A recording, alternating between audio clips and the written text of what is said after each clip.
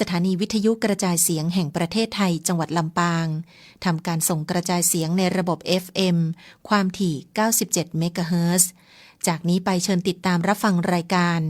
สื่อศิลป์ถิ่นล้านนาค่ะคนเมืองหรือเปล่า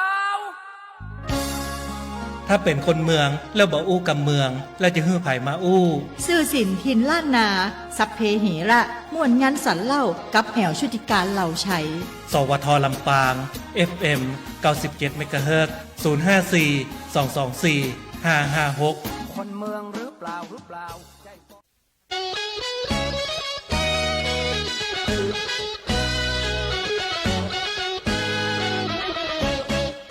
เกิดมาเป็นคนยากจนฉันนั้นไม่ว่าแต่ฉันเกิดมาหน้าตาหรือก็งามหล่อจะไปทางไหนหญิงใจคอยโลกแต่งตัวไปไหนใครก็พอทำตัวก็หล่อใครลุกพอเป็นแม่หญิงก็ใจอันนี้งานแต่งงานแม่นก็เจ้า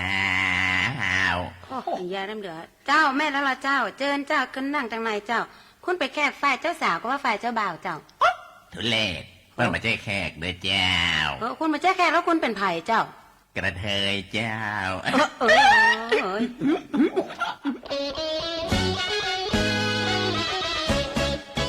ได้รับบัตรเชิญเขาเชิญไปงานวิวาชวนเอาเพื่อนยาแต่งหน้าทำผมทรงใหม่เจ้าชุดสุดสวยสำรวยเชิดชายนักร้องเสียงหวานทำทานเพลงไปขอสมมือใหม่เดินแขกกินใจรับประทานอาหารท่านผู้มีเกียรติที่เคารพครับบัดนี้ถึงเวลาที่ท่านจะได้รับประทานอาหารแล้วคุยได้ยอกกันเนี่ยขอเชิญท่านสุภาพสตรีก่อนนะครับ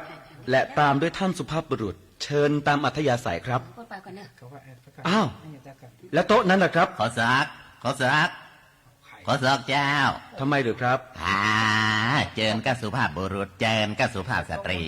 ฮะและกระเทยนี่มันเป็นอย่างไรมันมีหัวใจก้าสุดเจ้าเพื่อนมาส่องปันป่ายของขวัญกระเกียมมาละแต่บ่เฮือเตี้ย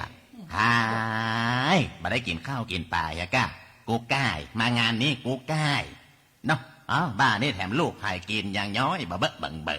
ว้าวข้าวอ่ะได้หรอเล่ไม่แล้วไปอ่ะไม่อยากกินข้าวอ่ะพอนะยำเส้นร้อนย้อยกังไปเส้นไปสายใช่เด้อพองามเขี้ยวมีก็พักกำปืนเฮ้ยกูกินมาลงแล้วกูอย่างง่ายโตเลยเฮ้ย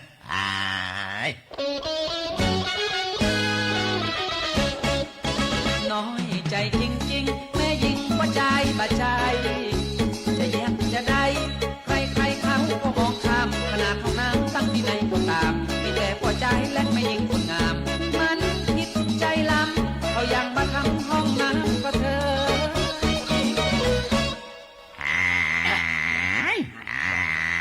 กับไปคางอย่างล้ำเหลือฮะกูถึงว่าแล้วกูเบื่องานอย่างงี้กูถึงมาใครมาอีเฮ้ยมันเป็นไงอันงานเลี้ยงแบบคาเฟ่นี่นะเปิ้นห้องแบบบุฟเฟ่อย่าตัวจะบุฟเฟ่สังกะจ้างเตอะกินก็น้ำวับข้าวกูไม่ได้กินสักเตื้อกูละเบื่อกูขย่ว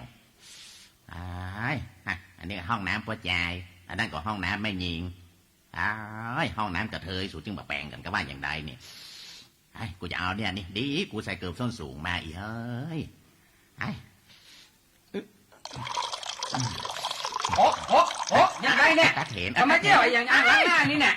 ก็ห้องน้ำมีอย่างมาเข้าเนี่ยแล้วก็เยี่ยวเป็นอย่างเยี่ยวงัวเยี่ยวควายจะไปมาปากมากนี่นะเยี่ยวใครจะเหมือนน้ำอบน้ำหอมเจ้าเขาจะมาเยี่ยวที่อื่นอันนี้ก็ห้องน้ำพอใจนี่ก็ห้องน้ำแม่ยิงห้องน้ำกระเทยสูงจึงมาแปลงห้องก็ว่าอย่างใดมันต้องมาไล่เนอะรับมาได้นี่มันกระเทยก็ว่ากระทิงก็ว่ากระโถนชกกระปกจะมาปากบดีนี่เนอะขนาดซอหอกูก็ไตกิ้วแตกมาแล้วนะคำนี้ล่ะ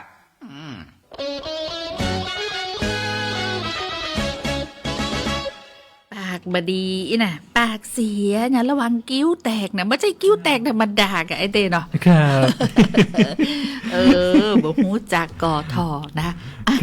ตอนทำคุณผู้ฟังเข้าสู่รายการสื่อศิลป์ถิ่นล้านนาคนเมืองแม่นก่อถ้าเป็นคนเมืองฟังรายการนี้ได้เลยถ้าบ่แม่นคนเมืองดูฟังได้เหมือนกันเจ้าสื่อศิลป์ถิ่นล้านนาร่วมกัน อุจาภาษากำเมืองล้านนาเฮาเจ้าแล้วก็แฮมบปอเนาะข้อมูลข่าวสารอันอย่างต่างๆก็จะบอกคุณผู้ฟังได้รับรู้รับทราบกันควบคู่กับอันอย่างก็ฟังเพลงกำเมืองล้วนๆนะศิลปินคนเมืองที่ขับฮ้องให้ฟังเนาะไอเต้เนาะเจ้าบ่าย2 โมงจะอีถึง3 โมงเจ้าซื้อสินทินล้านนามาปากกับคุณผู้ฟังเวลานี้ตะวันนี่อยู่กับไอเต้1 วันเนาะแม่นครับ วันนี้มาปากกับเรา2 คนละเนาะไปแอลกับน้องเต้เจ้าในช่วงของซื้อสินทินล้านนาคุณผู้ฟังอยากฟังเพลงอันหยัง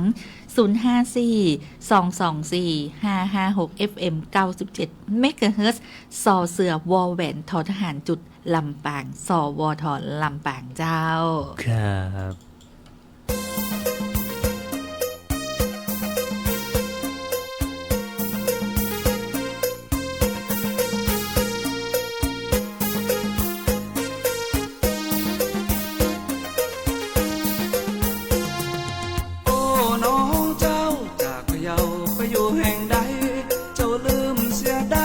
บ่กึดฮอดอายเลยนวลลืมหนุ่มแห่งลุ่มนักอิงไปลงในสิ่งเย้ายวนเจ้าลืมชายกวานน้องคงไปม่วนอยู่ชายทะเลลืมรถ3 ล้อน้องไปนั่งจอรถแอร์ลืมพ่อลืมแม่ใจแท้มารุนเรไอ้หนุ่มลูกน้ำกวานไม่พอให้นวลโอละเฮเจ้าจึงหันเหเรตามเขาไป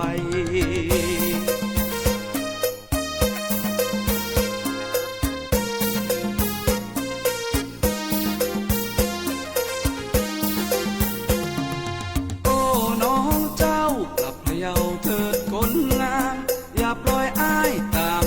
หาคนงามอยู่ทำไมไอ้หนุ่มลูกดอยนอกไม่เคยคิดหลอกลวงใครกลับมาเตออีนายกลับมาตายบ้านเฮารมสนชายกวานแม้นไม่อบอวลด้วยเสียงเพลงไม่มีชายหาดไม่มีรถเก๋งอาจจะร้องเพลงกล่อมเบาๆจงกลับเถิดนามาสิมาบ้านเก่าไอ้หนุ่มเมืองพะเยายังขอเจ้ากลับมา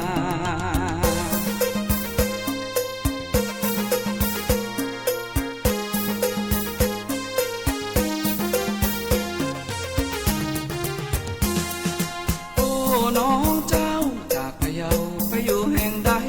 เจ้าลืมเสียได้บ่กึดฮอดอายเลยนวลลืมหนุ่มแห่งลุ่มน้ำอิงไปลงในสิ่งเย้ายวนเจ้าลืมชายกวานน้องคงไปม่วนอยู่ชายทะเลลืมรถ3 ล้อน้องไปนั่งจอรถแอร์ลืมพ่อลืมแม่ใจแท้มารวนเรไอ้หนุ่มลูกน้ำกวานไม่พอให้นวลโอ้ละเฮเจ้าจึงหันเหเรตามเขาไป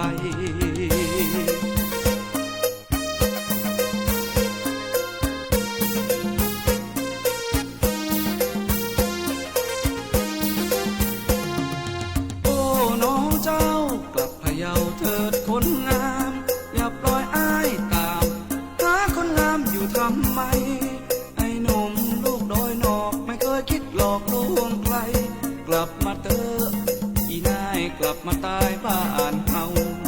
รวมสนชายกวานแม้นไม่อบอวลด้วยเสียงเพลงไม่มีชายหาดไม่มีรถเก๋งอาจจะร้องเพลงกล่อมเบาๆจงกลับเถิดนามาสิมาบ้านเก่าไอ้หนุ่มเมืองพะเยายังขอเจ้ากลับมา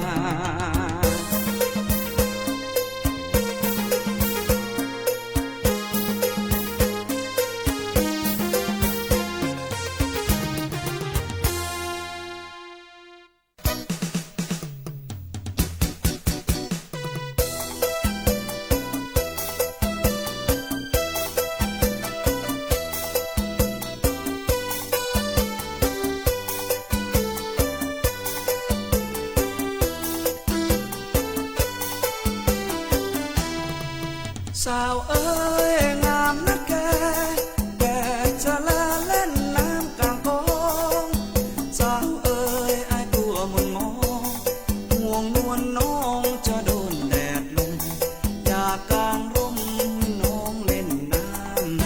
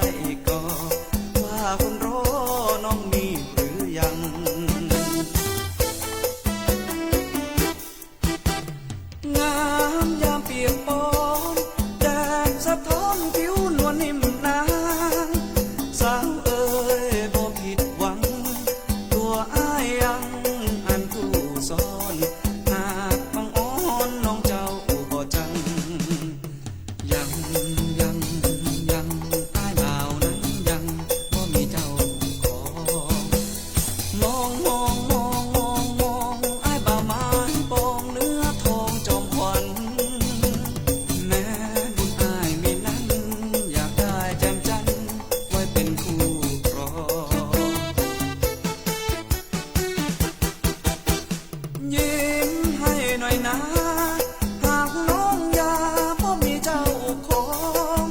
อ้ายคงจะเศร้ามองหากเนื้อทองไม่มีเยื่อใยหากมีใจยิ้มให้หน่อยง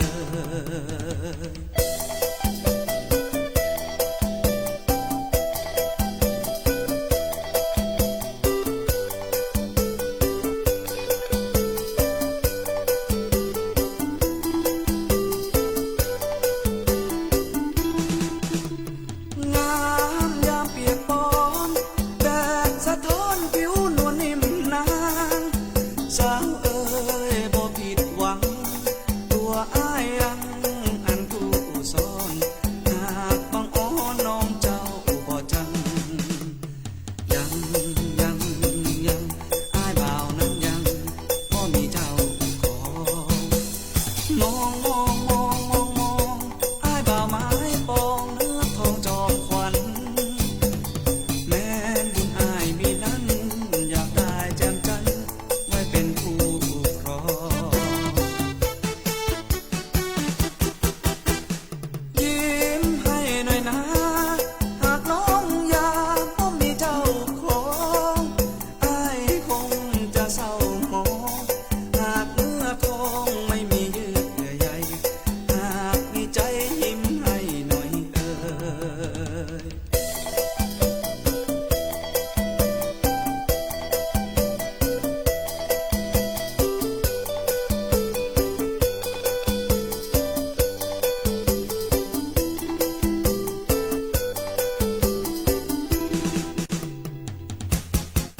ขอบคุณเจ็ดนักยายกิงแก้วแม่มอนเจดีสาวน้องเต้ครับสายหือ ครับ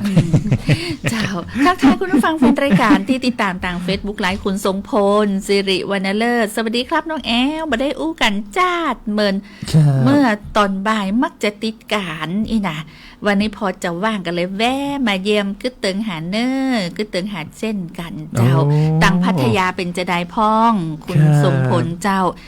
บ้านเฮานี่นะป้าโรหนาวเนอะ หนาวเย็นถึงกระดุกกระเดี่ยวพุ่นนะครับ นะถ้าคนบะเก่าเป็นห้องเดี๋ยวอีนะเนาะคุณทรงพลหนาวเข้าไปในกระดุกกระเดี่ยวพุ่นนะอีนะคนบะเก่านะเจ้า แล้วก็เป็นจะได้พ้องเจ้าทางพัทยาหนาวก็เพราะว่าคุณทรงพลเป็นคนเมืองนะน้องเต้ ครับ เป็นเหมือนคนบ้านเฮาเป็นคนลำปางบ้านเฮาแล้วป้าแอลนี่ยังจำได้เลยว่าคุณทรงพลบอกว่าถ้าอายุ80แต่ใดบ่ฮู้น่ะเป็นจะปีกคืนลำปางบ้านเฮาไว้นะ ตอนนี้เป็นขอเก็บสตังค์ก่อนอยู่ที่พัทยา โอ้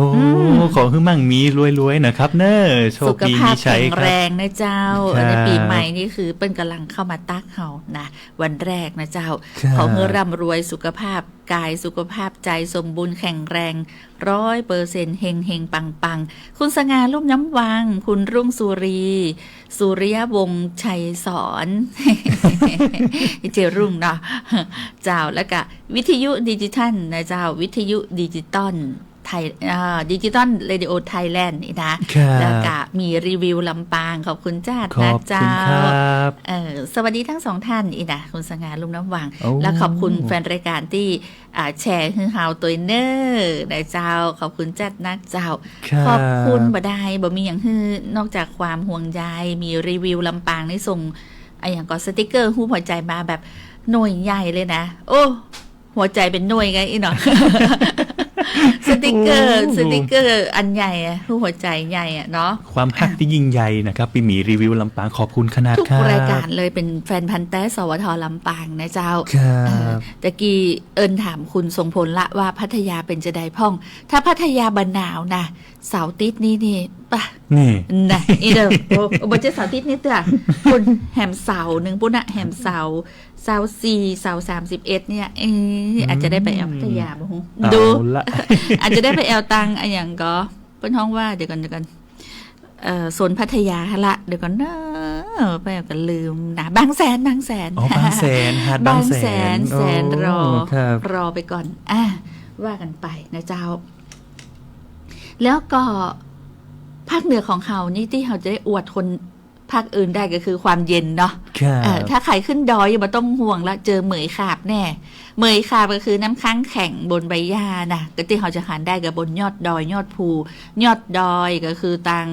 อย่างก็ดอยอินทนนท์เนาะเชียงใหม่นะดอยอ่างค้างนะภูจีฟ้าอาจจะเจอกับเหมยขาบได้เนาะยอดดอยนี่อุณหภูมิต่ำอยู่ละเลขตัวเดียวอยู่ละนะในบางช่วงแต่ช่วงนี้วันนี้สีจะอุ่นขึ้นหน่อยเนาะ แม่น โอ้แต่เจ้านี่คือบ่อยากอาบน้ำเลยนะน้องเต้บ่อยากอาบน้ำ ช่วงนี้มันอากาศ บ่อยากอาบน้ำเลย ต้องบอกว่า12 13นี่มาหลายๆวันมาที่ผ่านมานี่12 13เนี่ยโอ้ ใช่บ่อยากอาบน้ำเลยละ ครับ บอกตรงๆเลยสารภาพต่อคุณผู้ฟังเลยนะแต่ก็อาบเจ้าเพราะว่าความเคยชินของเขาว่าตื่นมาเขาก็ต้องอาบน้ำเนาะคุณผู้ฟังนะเจ้าเม้งเมืองรถมาสวัสดีเจ้าแล้วคุณทรงพลบอกว่าใดไอเต้บอกว่าแม่นครับสมัยละอ่อนลำปางหนาวโอ้โหห่มผ้าตัวบ่ปอต้องเอาสุดมาห่มตัวกะสุดสมัยนั้นจะแสดงว่าถ้าจะหนาอะละนะจะต้องจะเป็นสุดไนลอนแน่นอนเนาะมุ้งนะอันนี้สุดก็คือมุ้งอันนี้สุดที่กำเมืองแต้ๆเลยนะกำมาเก่าเลยนะสุดสมัยก่อนที่จำได้ก็คือว่าเป็นผ้าน้องเต้เหมือนกับผ้าฝ้ายอ่ะเพราะนั้นความที่ว่าอากาศที่จะลอดจ้องสุดเข้ามาได้นะมุ้งนี่นะมันเป็นผ้าเนาะก็จะยากหน่อยแต่ว่าถ้าเป็นผ้าไนลอนเนี่ยหูจะใหญ่จะช่องของมุ้งเนี่ยจะใหญ่หน่อยเพราะฉะนั้นลมก็จะเข้ามาได้นักพอเอาสุดมาห่มตัวนี่ก็คือเหมือนกับเอามาเป็นผ้าห่มเพราะว่าเป็นผ้าฝ้ายดูแต่ว่าคนที่มีปัญหาในเรื่องของระบบทางเดินหายใจเนี่ยจะหายใจบอกค่อยออกนะถ้าเป็นสุดสมัยเก่ามันนานนะน้องเต้เป็นผ้าน้องต้องถามคุณทรงพลเด้อสุดสมัยเก่ามุ้งสีสายนี่นะมุ้งสีแจงมุ้งสีสายนี่ก็คือเอามาห่มได้เพราะความที่ว่าลมจะเข้าจ่องน้อยๆของสุดนี่ก็คือเข้าบ่ได้บอกค่อยผิวนะแม่นก็คุณทรงพลลมจะมาค่อยผิวเข้าแต่ใดนะเอามาเป็นผ้าห่มได้โอ้สุดยอดขนาดเลยแล้วสมัยก่อนนี่เป็นจะห่มผ้าตัวที่ว่านี่คือผ้าห่มสมัยก่อนนี่เป็นต่อด้วยกี่หูกต่อคนเดียวนะอันนั้นจะอุ่นนะผ้าห่มนะไม่ได้เหมือนกับผ้าห่มที่ในยุคปัจจุบันที่มีเป็นห้องว่าไส้ในนี่จะเป็นไส้ที่เป็นอย่างฮะบัจจะงิ้วเก่าอะถ้าผ้าห่มนวมสมัยก่อนนี่เป็นจะทำจากงิ้วพองิ้วเอามาแปลงผ้าห่มผ้านวมผ้าตัวแล้วปุ๊บอะอุ่นแต่ข้อเสียคือจะอมฝุ่นแล้วเขาก็จะซักกันยากหน่อยก็ต้องอาศัยแดดต้องเอามาพึ่งแดดนะเจ้าผ้าตัวผ้าห่มสมัยก่อนนี่นะแต่บัดเดี๋ยวนี้ยุคปัจจุบันเนี่ยเป็นบาดใจงิ้วแล้วเนาะเป็นห้องอย่างที่เป็นตังในสีขาวๆไปก็ลืมมันอยู่ติดปากนี่แหละหันก็เนี่ยคุณทรงพลบอกว่าเป็นผ้าฝ้ายมันอะพอเป็นผ้าฝ้ายหันก็ไปเอานี่จะนึกภาพมุ้งสีสายออกเลยแล้วก็สมัยก่อนเนี่ยไปก็จะมีบาดใจคนสมัยก่อนนี่เป็นจะชอบซื้อมุ้ง6 ฟุต6 ฟุต5 ฟุตนี่ยังไม่รุนอยู่นะสำหรับครอบครัวที่เป็นครอบครัวรุ่นใหม่5 ฟุตซื้อ5 ฟุตกับแฮมฟุตเดียวบาดากับซื้อ6 ฟุตไว้เลยแต่บางบ้านมีครอบครัวหลายคนนี่มุ้งนี่กับพุทธ8-9 ฟุตแต่หลักๆแล้วจะเป็น6 ฟุตนะที่นึกภาพจำได้นี่ถ้าเป็นมุ้งเดียวนี่ก็จะเป็น3 ฟุตเกินเนาะมุ้งเดียวแต่ว่าส่วนใหญ่แล้วไปก็จะซื้อ6 ฟุตกันนะมันกว้างดีพอนอนกลางเตินปุ๊บนอนเลี้ยงเป็นปลาทูปุ๊บโอ้ยกลางมุ้งนี่นะมันต้องได้พิวละมุ้งสมัยก่อนนี่นะเราได้คือคุณผู้ฟังได้หันภาพเลยว่าการกลางมุ้ง4 สายกลางมุ้งกลางสุดสมัยก่อนเนี่ยแล้วกับคนสมัยก่อนน้องเต้มันมีลูกหลายลูกหลายลูกเป็น10 ลูกเป็นโหลแม่ป้อเลี้ยงใดหมดกูคนนะลูกเป็น10นะแต่มาเกิดสุดยอดขนาดเลยพอมาเปรียบเทียบปัจจุบันแม่คนเดียวลูกเลี้ยงบ่กุมลูกเลี้ยงบ่ได้ก็น้ำตาตกเหมือนกันนะก็เลยเป็นที่มาที่ไปว่าแม่บุญนักบรรณาแจ้เนาะขอเพลงอย่างก็วิญญาณแม่นะวิญญาณแม่ครับเปิ้นบอกว่าอย่างก็ตามนะคือทำตอนที่เปิ้นยังมีลมหายใจเนาะเปิ้นอยากกินอย่างก็ต้องคือเปิ้นกินนะเจ้านี่ลุงจ้างมาบอกละ นั่น เป็นนิ้วใยสังเคราะห์ที่สีขาวๆเขาจะกึดบ่ออก เป็นใยสังเคราะห์ เป็นใยสังเคราะห์อันนี้คือซักได้ขอบคุณ โอ้ เด้อ ขอบคุณขนาดครับลุงจ้าง แล้วก็ นะจ๊ะ ขอบคุณพี่ทรงพลด้วยครับที่มาบอกว่าได้ว่าเป็นเรื่องราวดีๆเนาะ ใช่ มาบอกต่อ เพราะ กัน ว่า นะครับ คุณทรงพลนี่เป็นจะมีองค์ความรู้ในเรื่องของกรรมเก่าแล้วเป็นก็ชอบอู้กรรมเมืองนะเป็นบอกว่าฟังรายการซื้อสินทินล้านนาแล้วนี่เป็นก็เติงหาบ้านนะ โอ้ ได้ฟังคนเมืองอู้แล้วเป็นก็ได้อู้กรรมเมืองบอกเล่าเนาะ ครับ สมัยก่อนนี่ยังกึดว่าสูตรนี่จะเป็นสีขาวเนาะพอซักไปนี่นะมันจะเป็นสี คือว่าคนสมัยก่อนเนี่ยเป็นแบบได้ซักครัวแบบแยกชิ้นอีเนาะ ครับ แต่ถ้าเกิดว่าไผ่มีภาพจำนี่นะได้ไปซักผ้าตีห้องเหมียงอีนะห้องเหมียงคือจะมีน้ำไหลน้องเต๋คนรุ่นใหม่บอกฮู้จักห้องเหมียงก่อ ห้องเหมียงแน่ ห้องเหมียงฮู้ก่อ อันนี้ถ้าเป็นคนรุ่นใหม่ดีเจเนี่ยทำได้ไม่ได้ ว่าได้ ก่อน รู้อ่ะคือถ้านึกภาพนี่ก็คือภาพปัจจุบันเนี่ยคลองคันคลองชลประทานนึกออกก่อน อ๋อ น้อยๆอันนั้นละคือถ้าเป็นคนที่อยู่แต่บ้านนอกอย่างป้าแอลนะอยู่รอบนอกเนี่ยคือจะมีห้องเหมียง ครับ มีห้องเหมียงนี่น้ำก็จะไหลไปก็จะไปซักผ้ากันนะสาวๆนี่โอ้ยสมัยป้าแอลเกิดเบิร์นแล้วกายอ่ะ เบิร์นแต่ใดแต่ตันซักผ้าห้องเหมียงตันซักผ้าน้ำตาอีเนี่ยเป็นห้องน้ำตาอีนะครับวังนั้นวังนี้อีเนี่ยจะมีชื่อวังด้วยนะแม่น้ำหรือว่าที่ห้องเหมียงหรือว่าต้าน้ำเนี่ยเบิ้ลก็จะมีการทำฝ่ายชะลอน้ำนะอู้กันเล่าสู่กันฟังเผื่อคนบะเก่าเป็นลักฟังอยู่ไปก็จะนึกภาพแม่ละเองนะแล้วก็เปิ้ลจะมีน้ำตาก็คือเหมือนกับว่าตีกักเก็บน้ำในหมู่บ้านเนาะเป็นตาน้ำเนี่ยแล้วเปิ้ลก็จะทำฝ่ายชะลอน้ำคนบะเก่านี่เปิ้ลจะมีหลักเป็นหลักไม้หวกหลักไม้อย่างเงี้ยเอาไปปักทำเป็นกันน้ำชะลอน้ำและทีนี้ก็จะมีห้องคือน้ำไหลเขาก็ซักผ้ากันนี่กะซักผ้าน้ำไหลนะไอ้เต้โอ้ม่วนขนาดบอกว่าจะซักผ้าห่มผ้าตัวนี่คือปุ้นนั้นเดิมเป็นปีนะจะได้ซักเดือนหนึ่งเพราะว่าอย่างมันนักนะถ้าเป็นยิ้วนี่เป็นเอาตากภูมิปัญญาคนบ้านเฮาคนบะเก่าเนี่ยผู้สูงวัยผู้สูงอายุปราชญ์ชาวบ้านเนี่ยก็เลยเป็นที่มาที่ไปปีหนึ่งมันจะเอาสลีผ้าเอาสลีที่นอนนะสลีก็คือที่นอน สลีเนี่ยนะ วันนี้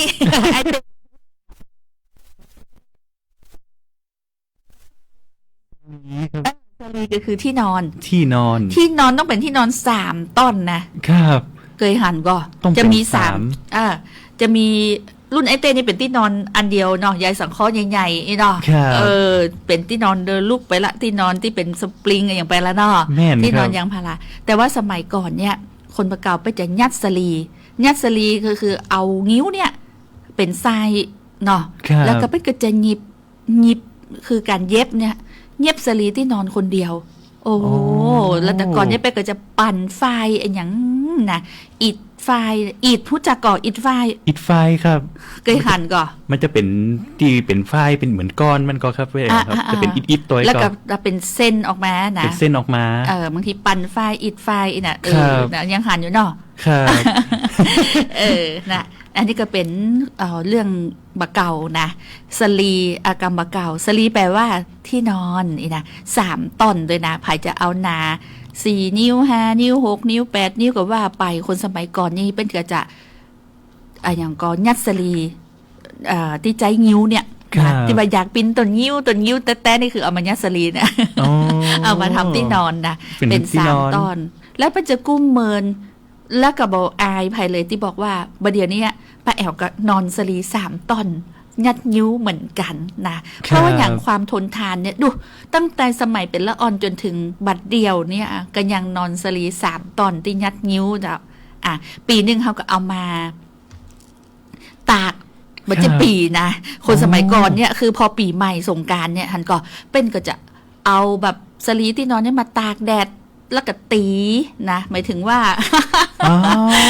ลูกจ้างบอกว่าเมียงว่าแต่สลีนี่นะ3ตอนเนาะเขาก็จะลากมาตากแดด ไม่เป็นจะมีแค่เนาะแค่ไม้ไผ่อันนี้เล่ากับเมืองคนเมืองอูคือฟังนะคนเมืองเล่ากับเมืองคือฟัง แล้วก็จะอย่างก็เปิ้นก็จะเอามาตากแดดไว้เกิงตอนละกะก่อนที่จะกับแหมด้านหนึ่งก่อนที่จะพลิกสดีแหมลายหนึ่งเนี่ยนะเปิ้นก็จะเอาไม้ที่เป็นบางคนก็อาจจะมีไม้ใหญ่เนาะเป็นห้องอย่าง บางคนเป็นอย่างก็ไม้แบบเจ๊ไม่ยูนะไม้ยูนี่บ่ปอแหงเป็นไม้ไผ่เนี่ยไม้ไผ่แล้วนี่มันก็เอามาเป็นตุ๊บคือฝุ่นฟุ้งเต็มไปหมดเลยนะคือฝุ่นออกคือความเป็นนิ้วเป็นนุ่นเนี่ยมันก็จะฟูถ้าได้เจอแดดนะเจ้าจากการที่เขานอนเฮียเขาทับมาเป็นปีนะพอปีใหม่เมืองปุ๊บโทวันที่เพียวบ้านนี่นะไอเต้13สังขารล่องนี่เนาะไอเต้ใครหัวไอเต้พอวันที่13สังขารล่องละกะวันสงเคราะห์บ้านนี่นะป้าโทนหลากสลีที่นอนมาตุ๊บกันดีกะไม่ถึงว่าบัดนี้ตุ๊บคนนะตุ๊บสลีที่นอนนั่นน่ะตุ๊บฟูนมันฟุ้งอีน่ะพอนี่ปุ๊บกับกลับแหมด้านหนึ่งพอได้ตีแล้วกับวันค่ำแล้วแดดจะรับละกะเก็บสลีเนี่ยจะไปลืมเก็บสลีจะค่ำละอีน่ะจะไปลืมเก็บที่นอนกับได้ความฟูมาแหมได้ความฟูบวกกับความสะอาดคุณสมพรทิพย์กุลบอกเจ้าสมัยละอ่อนอาบน้ำตาเหมือนกันหน้าหนาวก็ดังไฟโอ้เจ้าที่ไหนเนี่ยกลางเกาะทรายตัวนะอันนี้ก็ได้แสดงว่าประสบการณ์เดียวกันแล้วก็ต้องเผาข้าวหลามกะมันก็ถ้าหนาวจะนะสมัยนั้นภาพจำนะเที่ยงคืนนี่ก็ยังหนาวอยู่เขาได้ไฟจากการเผาข้าวหลามนี่ละป้าโทข้าวหลามมันคุณผู้ฟังบอกไงบอกน้อยเล่าสู่กันฟังเลยเนอะถ้าเกิดในพื้นที่คนเมืองแต้ๆนี่นะไม่ใช่มาตัดเกิงอย่างที่เขาขายตามกาดนี่นะอันนี้แบบน้อยมากถ้าเป็นข้าวหลามมันไปเอาเนี่ยบอกใหญ่บอกหลวงยาวเป็นศอกเลยเด้อยาวเป็นศอกเป็นวาเลยเดี๋ยวจะขึ้นขันภาพผู้ฟังหันภาพตัวเองมันต้องบอกว่าข้าวหลามเนี่ยบางที่มันอาจจะมีเขาเรียกว่าเส้นผ่าศูนย์กลางเส้นผ่าศูนย์กลางเนี่ยประมาณ2 นิ้วได้ละแม่นใหญ่นะแล้วก็เป็นแขนน่ะสุดแขนเนี่ยใช่คือแสดงความอุดมสมบูรณ์ของไม้ข้าวหลามตัวที่เอามาทำนะไม้ไผ่ขนาดบะใจที่เป็นตุ๊บเป็นแข็งบะใจจนไม้ข้าวหลามพอปอกเปลือกแล้วปุ๊บถึงการเผาข้าวหลามเข้ากับบรรยากาศหน้าหนาวนี่นะก็มาปอกเปลือกตั้งนอกออกแล้วก็เป็นข้าวใหม่ที่มันเก็บเกี่ยวมาไอ้เต้ข้าวใหม่เนาะจะหอมนะบางคนก็ใส่แถวอันอย่างก็ประยุกต์นะประเดี๋ยวนี้นะแต่ก่อนนี่ใส่แค่กะทิเนาะข้าวหลามกะทิข้าวหลามเมืองที่ข้าวหลามล้วนๆคือเหมือนกับกันหลามข้าวบดายคือพอเอาเข้ายุ่งช้างเนาะเอาเข้าขึ้นหลองปุ๊บเปิ้นก็จะสีข้าวใหม่แล้วก็จะอย่างที่เฮาตาลไปเดือน4ตาลข้าวจีข้าวหลามเนาะหลัวหิงไฟพระเจ้าอย่างเงี้ยก็จะเป็นตำนานของคนล้านนาเฮาเดี๋ยวก็อู้กัน เมินแน่นอน พักกันก่อนเอาไปฟังเพลงก่อนเด้อคุณผู้ฟังเจ้าครับ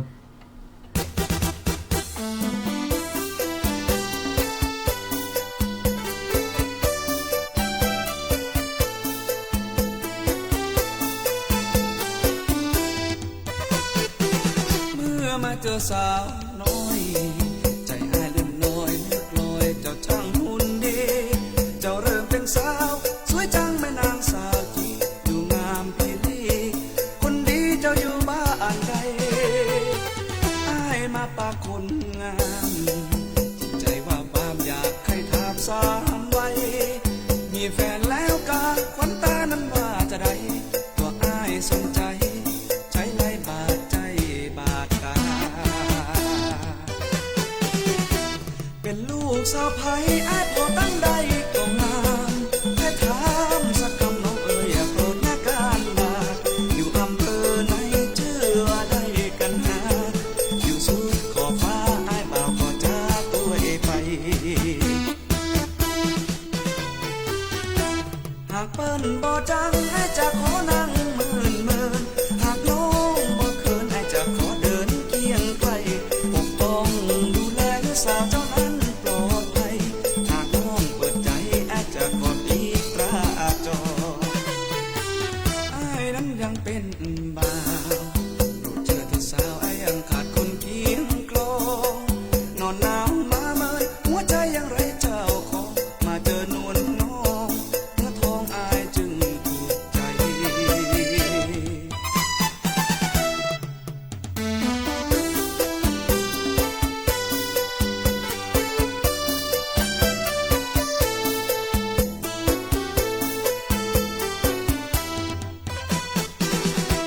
มาเจอสาวน้อย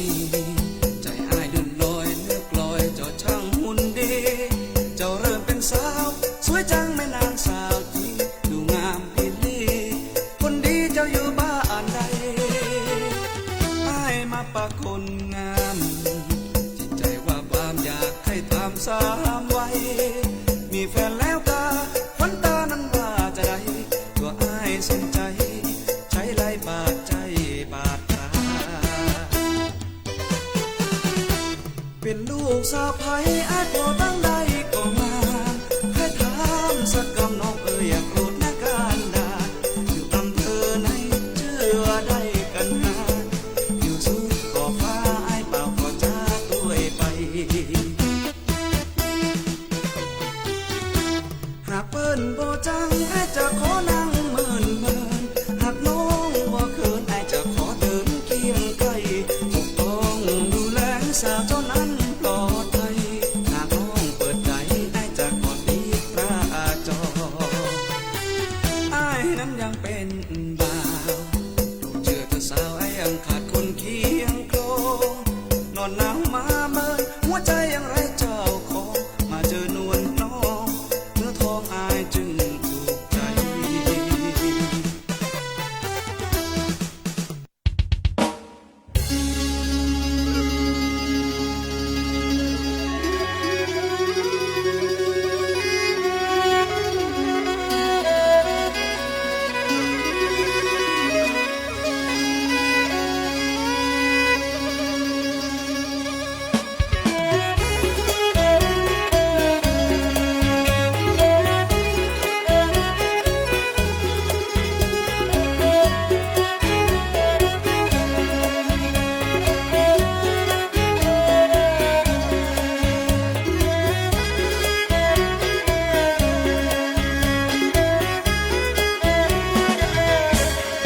12 เดือนเป็นเลิกเล็งสองหันแสงทองนวลจันทร์ฟังแสงเจิดจ้าเป็นวันปล่อยผีหนีออกจากป่าจ้ายงหน้าลาจ้าท่านคุณหน้าปล่อยไปปล่อยเพศขึ้นเมื่อบ่ฮือมันเหลือภัยคือปิกคืนไปในจองห้องให้ฮับของกินตานจากวงวานปีน้องจะตาเปจ้าบาปกาตุกขังหุยห้องเสียงดังยังแดนต่ำใจนรกกับภูมิไฟสูมเดือดไหมวิบากเป็นใบกำไพเวนมันว่าหวังว่าฮับสำหรับจังหันญาติวงวานบ้านเหนือบ้านใต้หมู่พี่เพศสอดซอกเลาะหาตามป้อมไม้วิญญาณของแม่แวะมาหาลูกหลานมาฮับของกินตานข้าวหวานเสื้อผ้าลูกแม่อยู่ไหนจะได้มาจ้าแม่มานั่งท่าตั้งแต่เจ้าก่อนงานทรมานอยากทุกข์พลาดลูกก็ตากเหยตั้งแต่ตายวางไว้ยังบ่ได้กินข้าวบ่มีไผต้านหามาเมินแต่เรายืนท่าแจงวัดอัตคัดหัวใจลูกแม่มีไหนแม่บ่ได้กินข้าวแม่เฝ้าขอหาตั้งแต่ตาเจ้าพระทรงองค์เจ้าหยาดน้ำไม้ตาเข้าป่าและกินทั้งสิ้นของหวานแม่ยังบ่หันของตาลสักน้อยแม่เฝ้าขอหาน้ำตาแม่ปอย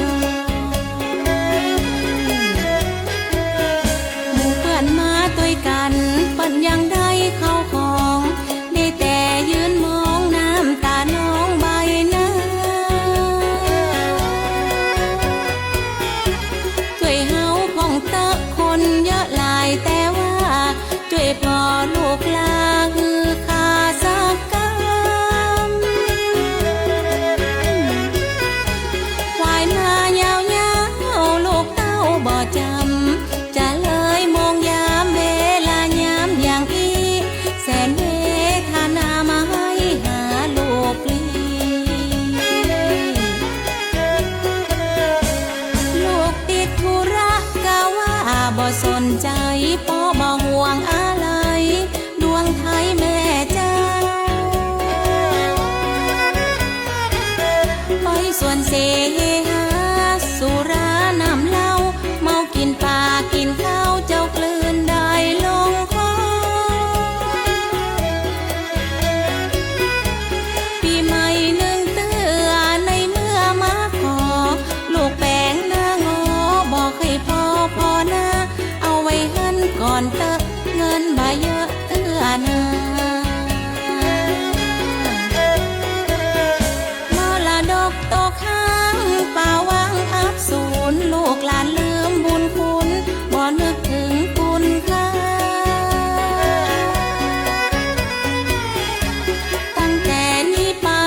ยาวไกลไปนะคือสู่นั่นกาตกต่ำเพียงดินไรเข้าของสินทรัพย์จนอับทำกินมีแต่ข้าวมนทินมีสินเต็มบ้านมีแต่ความชิบหายภายในก่อกันทำให้เววาเกิดคนละหนทั่วทุกตำบลชุมชนหมู่บ้าน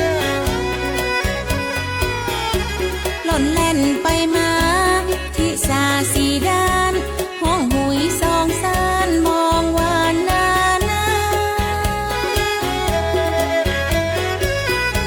ท่านจายมที่บ้านต้อยตันมาหา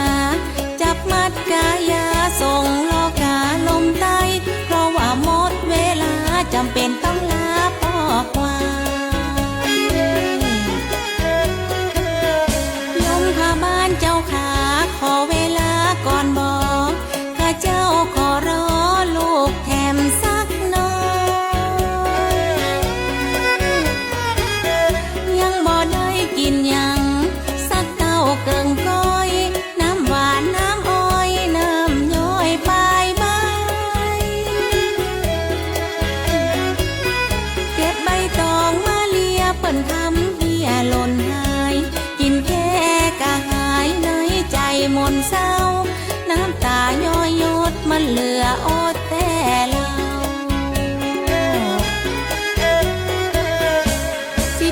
12 เดือนเป็นฮือเล้งพอหันของหวานข้าวมันยกตาลปั่นฮือลูกเต้าเหล่าหลานปากันไปซื้ออย่าได้ดักดานดื้อพ่อแม่เขารอ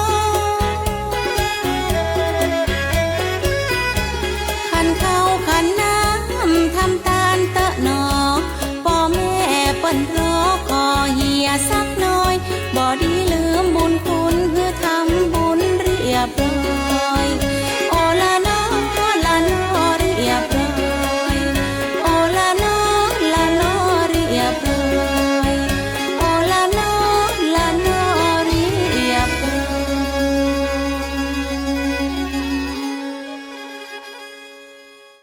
ซอวิญญาณแม่ส่งให้เรียบร้อยแล้วสำหรับคำขอของแฟนรายการเนาะดูเวลาก็โวยนะคุณผู้ฟังเจ้าน้องเต้ แม่นะครับ แต่กี้แม่มอนส่งสุภาษิตกำเมืองว่าจะใด แม่มอนเปิ่นฝากให้ไปแอลเนาะบอกว่ามีหมาเห่าใบตองแห้งครับ หมาเห่าใบตองแห้งหมายความว่าจะใดสุภาษิตกำเมืองกำนี้ ครับหมาเห่าใบตองแห้งหมายถึง อ่า การแสดงอาการโวยวายหรือดุดันกับสิ่งที่บ่มีผลกระทบหรืออันตราย เหมือนกับประมาณว่าสุนัขเห่าใส่เสียงดังใส่ใบตอง แต่ตั้งๆที่มันบ่มีชีวิตบ่เป็นอันตรายแต่อย่างใดอารมณ์ก็ประมาณว่าพูดถ้าเปรียบเหมือนกับคนนะครับเหมือนกับพูดจาเอะอะโวยวายเป็นคนที่แบบกล้าแกงบักกลัวไผแต่ข้างในเตี้ยแต่แล้วอาจจะเป็นคนขี้คลาดอาจจะกล้าบัดแต่ บางคนนี่ นะครับ เสียงดังไว้ก่อนเนาะ ครับ ที่แต่อาจจะเป็นคนขี้แคะเมียงก่อน ขี้แคะ ขี้แคะ ขี้แคะ ขี้แคะก็คือขี้ ขลาดตาขาวนั่นแหละ อ๋ออ่ คนเมืองเป็นท้องว่าคนที่แค่คนจะเอี้ยเสียงดังมาได้เอาเสียงเข้าขู่อีนะที่แต้นี่ใจต้องปัดซิวอีเป็นอย่างอันเปรียบเทียบมือฟังนะเจ้ากันเลยถ้าทำอย่างนึงคืออาจจะไปฮักเมาสาวเนี่ยโอ้หมาเฮาไปต่องแห้งสุดท้ายกับมคปดอย่างเงี้ยประมาณนั้นแล้วก็อันอย่างก็มีแหมคำแหมคำนึกว่าจะได้ก็หันส่งมา2 กรรมก็นะแม่มอนนะบอกขี้แห้งจับตาหมาขี้แห้งจับตาหมานี่หมายความว่าจะได้ประมาณว่าคนบสวยบงามยังได้คนหน้าตาดีมาเป็นคู่ไอ้อย่างกับป้าแอลเนาะหน้าตาก็ดีครบ32ประการนี่เนาะจะไม่มอนที่แห้งจับตาหมาคนบลอยังได้คนหน้าตาดีมาเป็นแฟนจะเนาะแสดงว่าถึงบลอแต่พอบะก่ายแล้วก็คารมดีเนาะรูปหล่อหรือว่าความสวยงามนี่เป็นรองโธ่อย่างนี้ยังมีกำลังใจหน่อยนึงนะแม่มอนนะอันนี้ก็แม่มอนฝากมาหน่อยฝากแม่มอนเนอะครับนะคุณที่วาวันบอกว่าคุณที่วาวันต้องลองจิ้มข้าวหลามลุงจิตป้าแรมตรงปากตางเข้าชุมชนบ้านดงม่อนกระติงนะติดกับแดนกระติงแล้วก็จะติดใจหวานมันพอดีไส้รวมเผือกมันขายแม่เจ้าตั้งแต่6 โมงจนกว่าจะหมดนะแล้วก็หมดโวยบ่เกิน8 โมงเนี่ยหมดละอันนี้ทำการตลาดให้ตัวนะเนาะของกินแล้วก็จะได้ฮู้นะว่าถ้าอยากกินข้าวหลามหน้าหนาวจะคือเข้าบรรยากาศนั่นต้องไปลองจิ้มข้าวหลามลุงจิตป้าแรมเนอร์ที่ปากตางเข้าชุมชนบ้านดงม่อนกระทิงนะเจ้าตรงกับแดนกระทิงแล้วจะติดใจอีดูคนที่วาวันบอกมาน้ำลายปุ๊เห็นมั้ยถึงวันนี้อยู่ได้เพราะข้าวหลามนะนี่นะนั่นเพื่อนบอกว่าเป็นข้าวนึ่งดูคนเมืองเป็นกินข้าวนึ่งเนาะถ้าคนภาคอื่นเป็นกินข้าวสวยเนาะแต่คนเมืองเนี่ยพอเอาข้าวนึ่งข้าวใหม่มาทำนี่นะโทมีหลายไส้แหมกามบางคนก็ชอบข้าวหลามกะทิบางคนก็ไส้สังขยาไส้หั่นไส้นี้แต่ล่าสุดที่ได้จิ้มมาก็คือข้าวหลามกะทิแล้วเป็นไส้อย่างก็บะลำใหญ่อย่างเด็ดเนอะไอเต้ไปจิ้มมาละตะวานี่กูไปหิวไปแล้วเดียวน้ำลายแล้วเขาจะต้องไปนะเขาจะต้องไปตามมุดหมายที่คุณที่วาวันบอกเขาก็คือตีปากต่างเข้าชุมชนบ้านดงม่อนกระทิงเนาะถ้าใครอยากกินข้าวหลามไส้รวมเผือกมันโธ่ต้องไปตั้งแต่6 โมงเช้าจนกว่าโดลืมน้ำลายได้ยินเสียงไปไปกับม่วนนะไอเต้เอาเป็นว่าวันนี้เราต้องนำรายการสื่อศิลป์ถิ่นล้านนาไผมีของกินลำที่จะมาอวดวันผูกเตรียมเลยเด้อแล้วก็บอกสูตรเลยนะบอกสูตรนะพร้อมสูตรตัวแล้วก็เล่าขานกันในอู้จากันในช่วงของรายการสื่อศิลป์ถิ่นล้านนาเนาะคนเมืองเฮาครัวกินคนเมืองนะเจ้าหรือว่าที่บ้านมีงานกิจกรรมอันยังก็เอิญบอกมาได้เลยยินดีประชาสัมพันธ์เพราะว่าเฮาเป็นคนเมืองสื่อศิลป์ถิ่นล้านนาก็แม่นคนเมืองนะเจ้าเนาะร่วมกันอนุรักษ์รักษาไว้บอกว่าจะเป็นตัวเมืองเสน่ห์คนเมืองทั้งกำอู้กำจ๋าสื่อผ่านงานศิลป์นอที่ศิลปินได้ขับฮ้องบทเพลงกับเมืองล้วนๆวันนี้นะลาไปก่อนละเพราะเหลือเวลา3 นาทีไอเต้เนาะวันพุธปากันใหม่โชคดีมีความสุขกู้ขนสวัสดีเจ้าสวัสดีครับ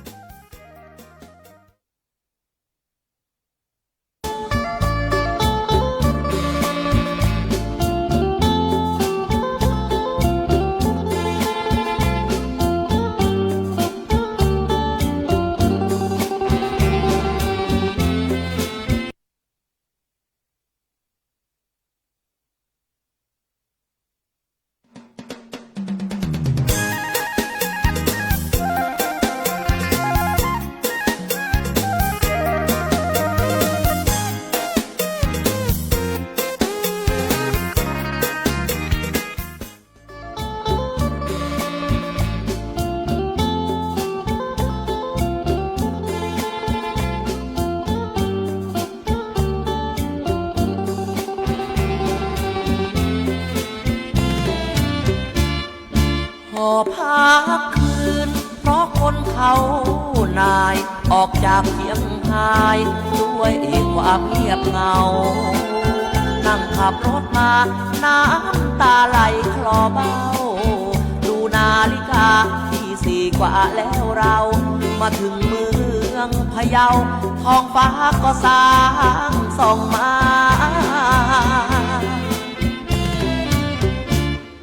แบกค้างคืนเพราะเฮาไรค่าต่ำต้อยเพียงกาไม่ควรคู่เขา